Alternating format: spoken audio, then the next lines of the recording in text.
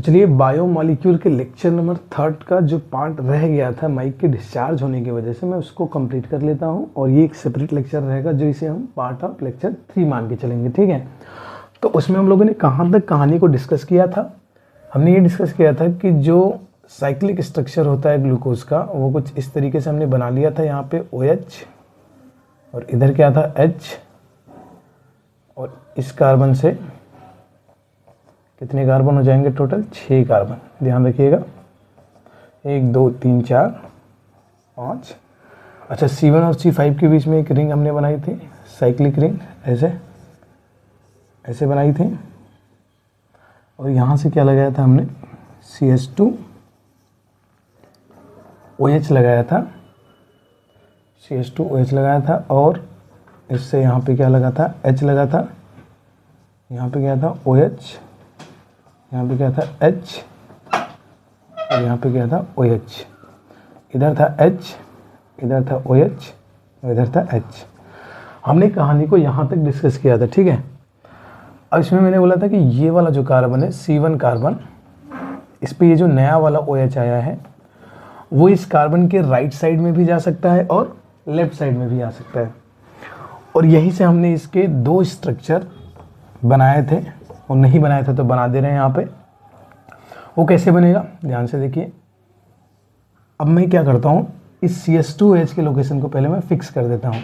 अच्छा, generally NCERT इसको यहीं रखती है तो कोई इशू नहीं है, इसको यहाँ भी रख सकते हैं। नहीं तो मैंने ऐसे बनाया था ना, आपको सोचने का तरीका मैं देता हूँ एक। सबसे पहले तो आप ये काम करिए, 1 2 3 4 5 6 कार्बन ऐसे ड्रॉ करिए। 1 2 3 4 5।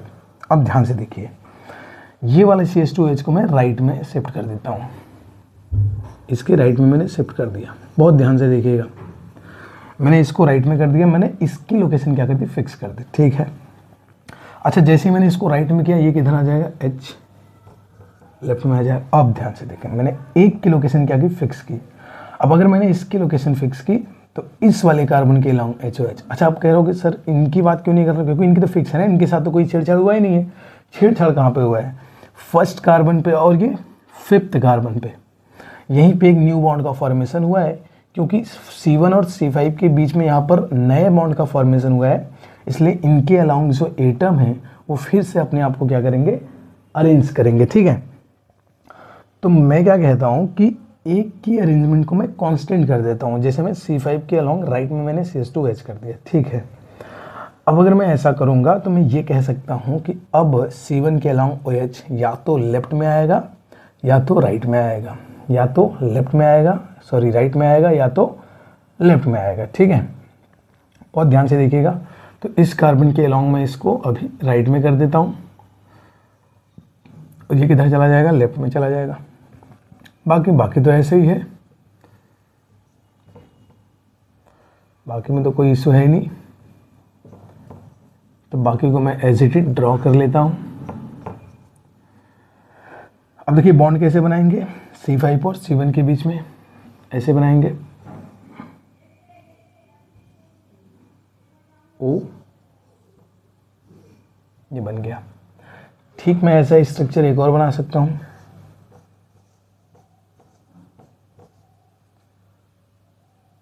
4 5, यहाँ पर मैं इसको राइट में ही रखता हूँ। अब मैं इसके लोकेशन किधर कर देता हूँ? लेफ्ट में कर देता हूँ।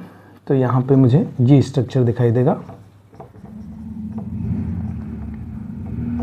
H OH H,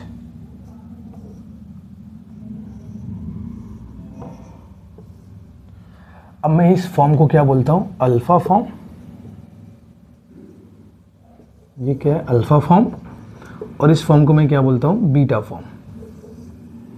बहुत ध्यान से देखिएगा, मैंने कहा ये जो नए नए OH और यहाँ पे एक नया बॉन्ड बनाया ना C1 और C5 के बीच में, इनके अलोंग जो एटम थे वो अपने आप को फिर से क्या करेंगे? रीअरेंज करेंगे। अब अगर मैं एक की लोकेशन को फिक्स कर दूं तो दूसरा लोकेशन ऑटोमेटिकली, दूसरा वाला जो है 2 लोकेशन ऑक्यूपाई कर सकता था, या तो उसके अलोंग लेफ्ट में या तो उसके अलोंग राइट में, ठीक है। तो मैंने कहा ये C1 के अलोंग अगर राइट साइड OH रखते हैं तो उससे जो फॉर्म बनता है उसको मैं अल्फा फॉर्म बोलता हूँ, और C1 के अगर लेफ्ट में रखते हैं तो इसको मैं क्या बोलता हूँ, बीटा फॉर्म बोलता हूँ। अब एक और बात ध्यान से सुनिए, ये जो अल्फा फॉर्म है, बीटा फॉर्म है, अगर मैं बोलूँ आपसे कि क्या ये आइसोमर है तो आंसर होगा यस, मॉलिक्यूलर फॉर्मूला सेम ही है, दोनों ग्लूकोज ही हैं। तो ये खास तरीके के आइसोमर है जिनको हम एनोमर्स बोलते हैं। क्या बोलते हैं, एनोमर्स। अब ये जो एनोमर्स बने वो किसकी वजह से बने, वो बने C1 कार्बन की वजह से। कैसे, ये जो C1 कार्बन है इसी के अलावा अगर राइट में जा रहा है OH तो हम इसको बोल रहे हैं अल्फा फॉर्म, और इसी के अलावा अगर लेफ्ट में जा रहा है OH तो हम क्या कह रहे हैं, इसको बीटा फॉर्म। इसलिए मैं C1 कार्बन को बोलता हूँ एनोमरिक कार्बन। एनोमरिक कार्बन क्यों बोलता हूँ, क्योंकि इसी कार्बन के अलोंग OH की लोकेशन लेफ्ट या राइट करने से ग्लूकोज के दो एनोमर्स बनते हैं जिसको मैं अल्फा ग्लूकोज और बीटा ग्लूकोज कहता हूँ। और ये बात ध्यान रखिएगा कि ये क्रिस्टलाइन फॉर्म में ही ऐसा होता है, ठीक है। तो ये हो गया एनोमरिक कार्बन और ये दोनों हो गए एनोमर्स। राइट में रहेगा OH तो मैं बोलूँगा अल्फा फॉर्म, और लेफ्ट में रहेगा तो मैं बोलूँगा बीटा फॉर्म, ठीक है, कोई इशू नहीं। अब मैं आगे बढ़ता हूँ यहाँ से और इसका एक पाइरेनोज स्ट्रक्चर बनाता हूँ, ठीक है। अगला टॉपिक हमारा जो रहेगा पाइरेनोज स्ट्रक्चर ऑफ ग्लूकोज, इंपॉर्टेंट है। आप ये समझिए कि इससे ज़्यादा इंपॉर्टेंट वो है क्योंकि ग्लूकोज का जो फेमस स्ट्रक्चर है साइक्लिक, वो पाइरेनोज स्ट्रक्चर ही है।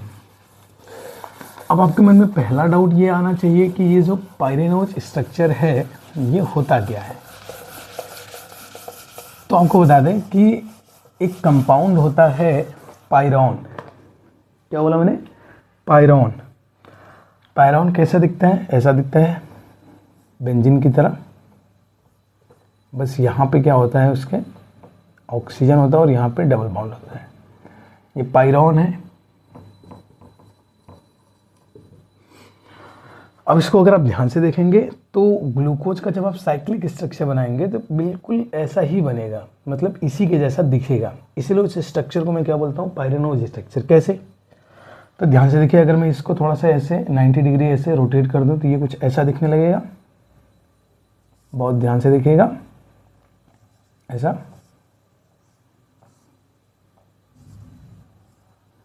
ऐसा दिख सकता है, बिल्कुल दिख सकता है ऐसा। अब मैं क्या करता हूँ, यहाँ पे 1 2 3 4 5, ठीक है। ये देखिए हमारा C1 है फर्स्ट कार्बन, ये है सेकेंड कार्बन, ये है थर्ड कार्बन, ये फोर्थ कार्बन, ये है फिफ्थ कार्बन, और यहाँ पे हम लगा देंगे CH2OH सिक्स्थ कार्बन। इसी से मैं बनाऊंगा अल्फा फॉर्म और इसी से बनाऊंगा बीटा फॉर्म, और इसी फॉर्म को, इसी स्ट्रक्चर को हम बोलते हैं पाइरेनोज स्ट्रक्चर। क्या बोलते हैं, पाइरेनोज स्ट्रक्चर। पाइरेनोज स्ट्रक्चर। आइए मैं इधर एक और ड्रॉ कर लेता हूं ताकि मैं वहीं से अल्फा और बीटा दोनों बना पाऊं। First carbon, second carbon, third carbon, fourth carbon, fifth carbon और सिक्स्थ कार्बन के लिए मैंने लगा दिया CH2OH। अच्छा, यही बनाना आपको, अगर ये बनाना आ गया आप समझिए आपको पाइरेनोज स्ट्रक्चर या साइक्लिक स्ट्रक्चर बनाना बहुत ही आसान है, ठीक है। अब आपको क्या करना है, अच्छा आपको याद है स्टार्टिंग के लेक्चर्स में और इवन क्लास में भी एक हमने ऑर्डर आपको याद कराया था, वो ऑर्डर था OH OH H OH, याद होगा। तो चलिए आइए देखते हैं। मैंने जो चीज़ आपको याद कराई है वो ध्यान रखना है, ये नीचे की तरफ लिखते हुए चलना है। OH OH H OH OH OH H OH। बाकी तो आपको बताइए कि OH के अपोजिट में क्या आ जाता है, H, इधर OH के अपोजिट में क्या आ जाएगा, H, इधर OH के अपोजिट में क्या आ जाएगा, H, इधर OH के अपोजिट में क्या आ जाएगा, H, और सॉरी ये H था ना तो यहाँ पे OH आएगा, और CH2H के नीचे क्या होता है, H होता है, ठीक है। अब क्योंकि हमने बोला कि ये फर्स्ट कार्बन है, ये दोनों एनोमर्स है, तो आपको पता है बाकी स्ट्रक्चर सेम ही रहेगा। जो ऑर्डर आपने इसमें फॉलो किया वो ऑर्डर उसमें फॉलो किया, बस चेंज क्या रहेगा, चेंज ये रहेगा कि ये वाला जो OH है ये रोटेट हो जाएगा। मतलब इस OH को कहाँ लिख दीजिए, ऊपर, उसके बाद ऑर्डर वही चलिए, OH होना चाहिए था, यहाँ पे ऊपर चला गया। एनोमरिक कार्बन के अलोंग लोकेशन चेंज करने से ही बीटा फॉर्म बनेगा, है ना। और ये मैंने क्या बनाया, ये बनाया मैंने अल्फ़ा फॉर्म, जी मैंने अल्फ़ा फॉर्म बनाया। तो ये OH होना चाहिए था, ऊपर चला गया OH, फिर क्या होगा OH, फिर H, फिर OH, इधर क्या था, इधर था H, इधर था OH, इधर था H, इधर था H। ये बन गया अल्फ़ा फॉर्म और ये बन गया बीटा फॉर्म। क्या मुश्किल है? ये देखिए आपको पायरानोज स्ट्रक्चर बना हुआ मिल गया। चलिए एक बार फिर से मैं बता देता हूँ, बहुत ही सिंपल है सर।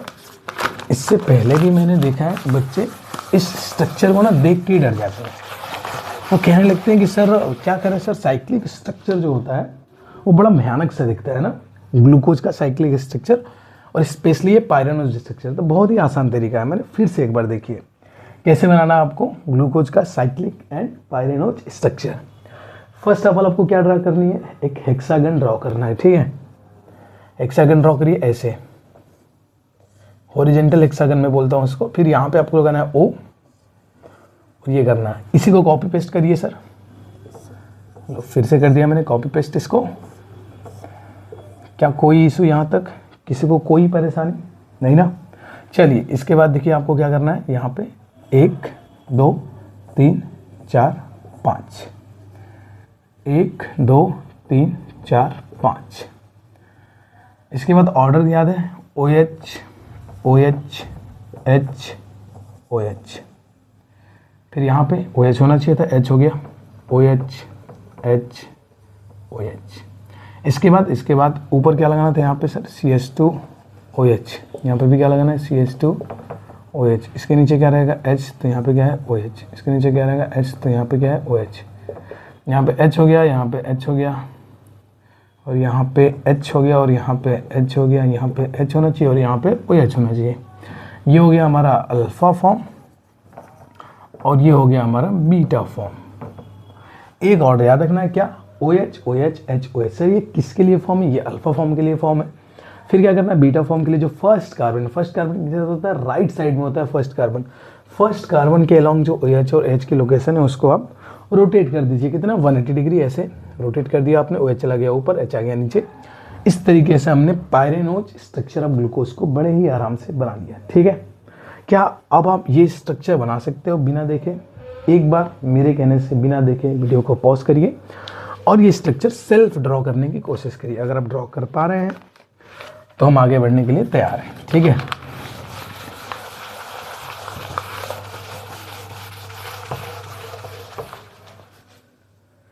क्या मुश्किल था? नहीं ना? तो चलिए ठीक है, ये था हमारा लेक्चर नंबर 3 का जो बचा हुआ पार्ट था, जिसमें हमने ग्लूकोज का पायरानोज स्ट्रक्चर को ख़त्म कर दिया। अब यहाँ से हम लोग स्टार्ट करेंगे लेक्चर नंबर 3, जिसमें हम लोग फ्रक्टोज की पढ़ाई करेंगे, ठीक है। Thank you.